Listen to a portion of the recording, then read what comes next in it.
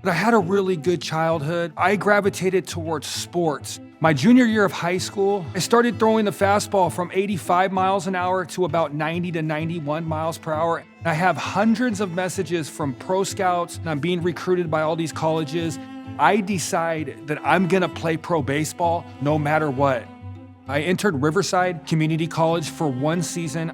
We won the national championship, and now I was drafted by the Houston Astros in the 16th round of the Major League Baseball draft. My first 2 years of pro ball go super well. The next season, I started drinking, trying to become the person that I wanted to be.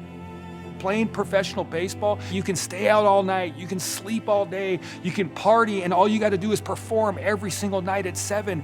I had a great car, I had a nice condo, I was making good money. I was able to move on up through the minor leagues all the way up to the level of AAA. This is the level right before the big leagues. The thing is you start to get older and you don't have all the energy to be able to do that lifestyle. I was asking one of my teammates, how come all the guys in the locker room right before the game, they get all fired up? And he handed me a pill, a 30 milligram Adderall. I was so focused and I was so calm. I struck out 10 batters during that outing. I'm thinking, I just found the miracle drug. Fast forward, I'm 32 years old. I'm completely out of professional baseball. I'm now playing in Canada in the independent leagues. Because my addiction to Adderall has gotten so bad, I'm now smoking marijuana all day long. I'm now hooked on OxyContin. I thought if I got out of baseball and I would be out of that lifestyle, I could get clean and sober. But I'm waking up every single day with no purpose. 7 o'clock game time isn't there for me no more. Living this world of everybody telling me yes, right? It literally transforms to the whole world telling me no. I end up going and gravitating to harder drugs. And then I start to become homeless. And then I start to commit crimes to be able to feed my habit. I remember being so miserable and I broke down in tears.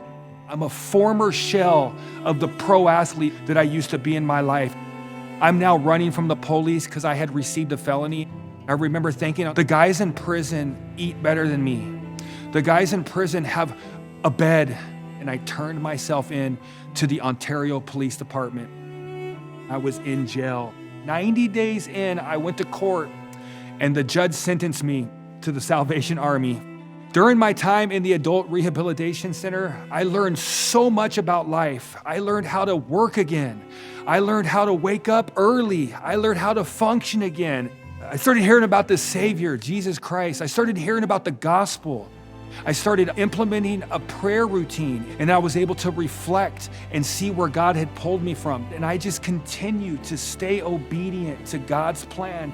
I graduated on May 1st, 2020 from the San Bernardino Adult Rehabilitation Center. I ended up meeting Laura, who is my wife now. We now have been hired as core ministry assistants over here at the El Cajon Core. I'm learning how to just become a better person every single day, becoming more Christ-like. We both actually decided that we would follow God's call to become Salvation Army officers. My wife and I are in the application process. The Salvation Army has done so much for me. The Salvation Army introduced me to Jesus, and the Salvation Army is the family that I stay connected to 5 years clean and sober. My dream would to be able to serve in this ministry, serve every single day, no matter where I go, be God's hands and feet, bringing others from the dark to the light.